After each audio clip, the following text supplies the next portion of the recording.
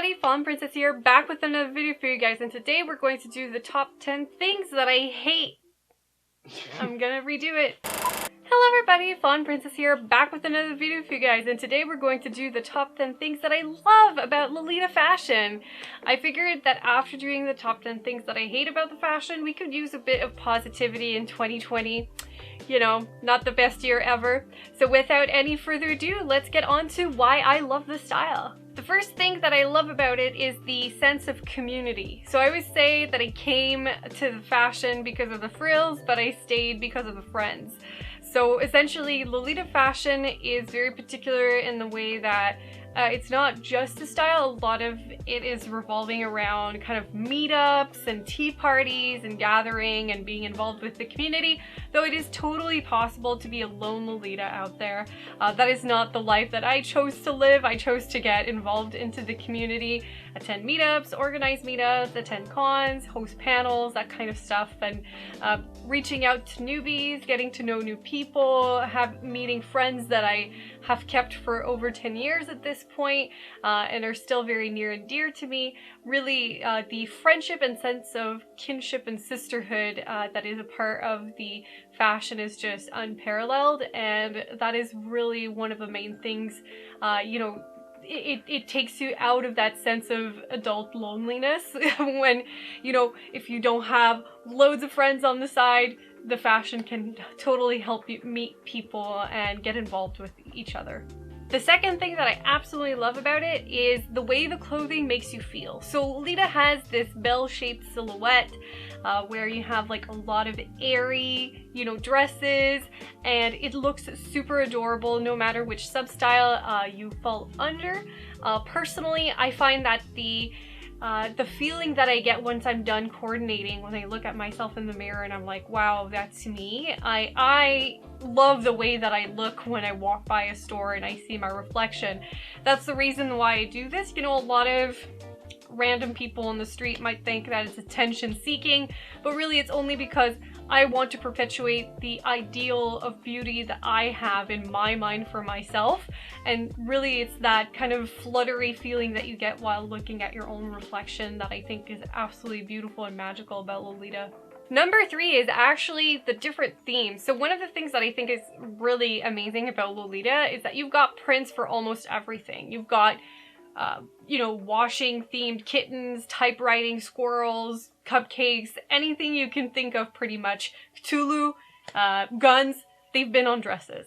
And I think that's really something that's quite amazing. So you get to also represent your hobby through the clothing that you wear. So if you're really, you know, you love cats like I do, you can start collecting cat dresses. If you love classical art, you can do that. If you're into aristocratic furrets, you can totally have that on your clothes as well. I just think the fact that you can really kind of show what you love through what you wear is really a beautiful aspect of Lolita. The fourth thing that I think is really awesome is the variety of substyles. And I know what you guys are gonna say, but like Cyber Lolita and Alice Lolita and whatever other substyle doesn't really exist. I agree with you. That being said, you can wear things in a bit of a different way and still attempt to do the style differently. I think that even within, say, Sweet Lolita or Gothic Lolita, there's a bunch of like smaller substyles or ways that you can coordinate. You know, like the 2010 OTT Sweet split wig is very different from the modern Sweet styles, you know, etc, etc. You can do Gothic Lolita that's a bit more visual kei. So essentially what I'm saying is that even within Lolita, there is such a wide variety of substyles that you can't really get bored.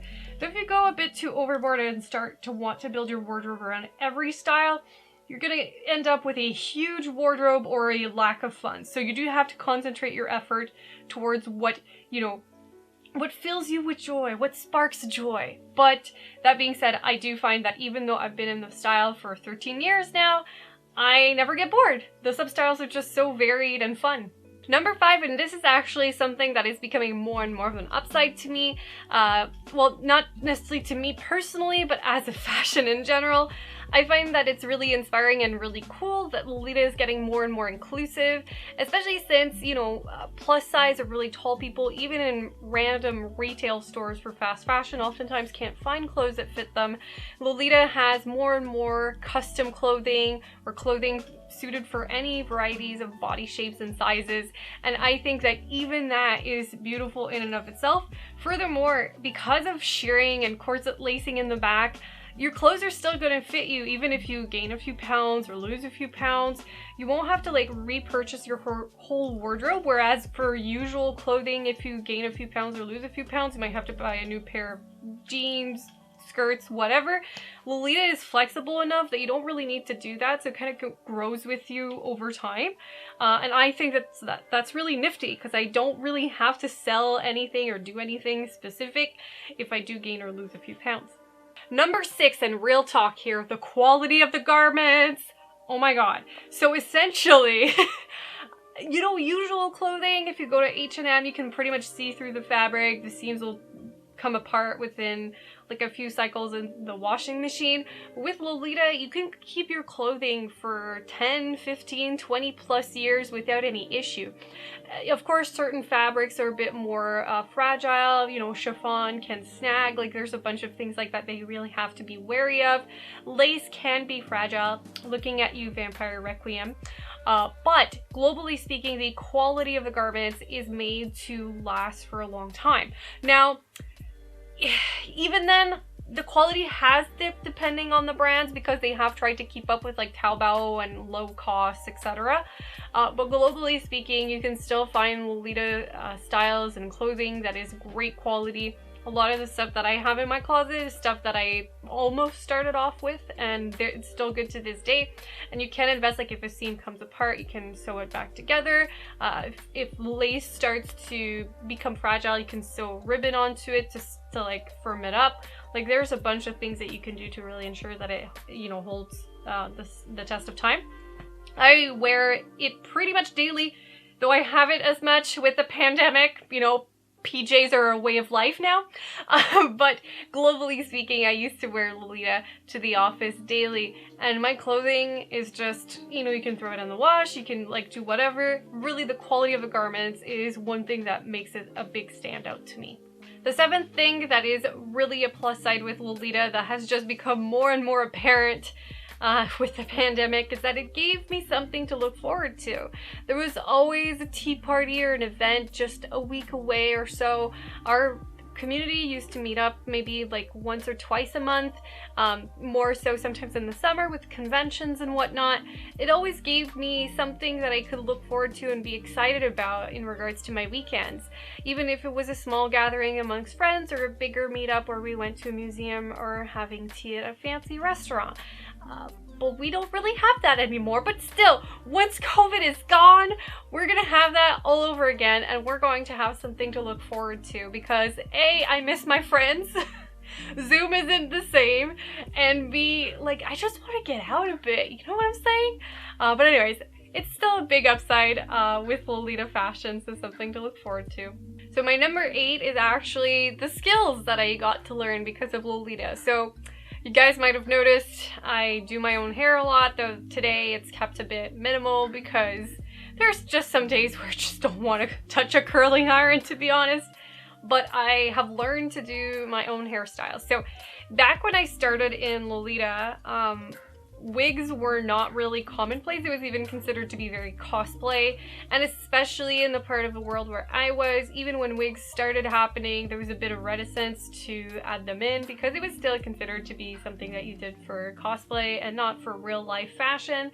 The emphasis was on wearable clothing. Of course, that has changed, and you can totally wear fashion styles with a wig. It doesn't mean it's cosplay or anything like that, but I'm just saying that was the mentality at the time.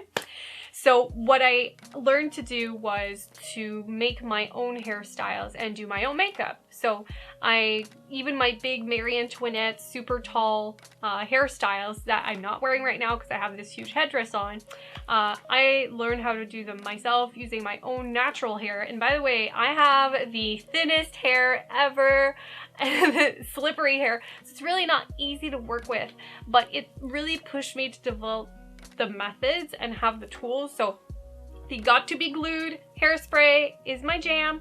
And I use a professional curling iron to do that, and I use hair rats to build my hair on top of it. So I am grateful because now apparently I am the first person anybody thinks of in regards to a maid of honor at their wedding because of all the extra skills that I have acquired over the years. But you know, it's a useful life skill, am I right? Number 9 is that I love the lifestyle. So once again, I'm from an old school Lolita generation where, you know, lifestyle Lolita and the distinction between like fashion Lolita and lifestyle Lolita was a thing. It isn't really anymore, but you know, I was into all of that at the time, reading poems and the GLB and all that kind of stuff. And one of the things that really struck me is that the Lolita lifestyle or mentality that was at the time was kind of beautiful. You know, if it makes you happy, then just do it, right? Even if people think it's weird. And you get to kind of slow down your life a little bit and take the time to have a delicious cupcake and drink some tea and watch Shimotsumo Monogatari a little bit. You know, like all these types of things. I don't know, I just think that there's a lot of beauty in kind of the appreciation of arts, taking time to eat delicious foods, even if it's in the middle of the afternoon while taking a little bit of a tea, and taking pictures. I've gotten to meet such amazing photographers also through Lolita fashion, and you know, I will cherish every single person that I've met along the journey, but I really do think that in and of itself, it's not just a fashion, but the attitude and the hobbies associated with Lolita makes it a beautiful style that is, you know, something that has brought a lot of beauty to my life, essentially. So really, that's a big plus for me. And now number 10, which is tangentially related to number 9, is the inspiration that we can bring other people in our lives. So just like in the video where I said all the things that I hated about Lolita fashion, and I included the fact that people are meanies sometimes, not to say a bad word, but there are other things that are amazing. Seeing older ladies come up to you and be like, oh, I used to wear dresses like that back in the 50s, like this is amazing. You know, seeing little girls think that you're a princess and reach out to you with trembling hands, just thinking that you're a part of some kind of magical fairy tale. People like being inspired and thinking that the style is beautiful. Sure, there's gonna be some weirdos that are gonna be like, those aren't real clothes, or whatever, you know, Normie McNormal thinks. But for the people that are able to appreciate it, to see the spark in their eye when they see that as an art form, which it is, I think it's worth it, you know, to shock people out of their sense of normalcy so they reconnect with the world. And I see it as kind of a painter wearing their art, right, in Lolita fashion, because it's bordering on art, really, as a fashion style. So to me, being able to inspire the public and to kind of connect with people in a way that inspires them, I think is really something that's awesome, and to me is another part of what I'll cherish. So that was my 10 things that I love about the fashion. Let me know in the comments below if you do agree with some of my points, or if you disagree, or if the style has brought some stuff into your life that I haven't mentioned. And if you're feeling a bit saltier, feel free to hop back into my top 10 things that I hate about the fashion to go commiserate with past me. If you want to follow me on Instagram or Facebook, please feel free to do so. And if you want to join the Baby Bat family on Patreon, please feel free to do so as well. And I hope that you guys will have an amazing day and that you are well and healthy. Take care, and we'll talk soon, guys. Bye!